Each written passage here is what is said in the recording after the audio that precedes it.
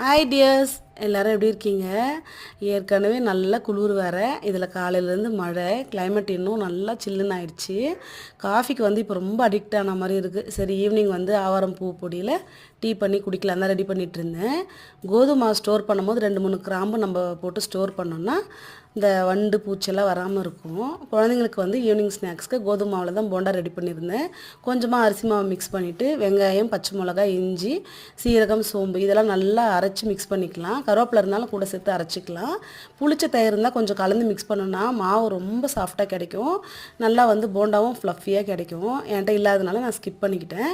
கண்டினியூஸாக ஒரு 5-10 நிமிஷம் மாவு கைவிடாமல் நம்ம மிக்ஸ் பண்ணோம்னா டெக்ஸ்டர் நல்லா கிடைக்கும். போண்டா சாப்பிட்றதுக்கு ரொம்பவே நல்லாயிருக்கும். சூடான எண்ணெயில் பொரிச்சு எடுக்க வேண்டியது தான். குழந்தைங்களுக்கு ஹெல்த்தியான ஈவினிங் ஸ்நாக்ஸாகவும் இருக்கும். கண்டிப்பாக ட்ரை பண்ணி பார்த்துட்டு எப்படி இருக்குன்னு சொல்லுங்கள். வீடியோ பிடிச்சிருந்தா மறக்காமல் சப்ஸ்கிரைப் பண்ணி சப்போர்ட் பண்ணுங்கள். பாய்.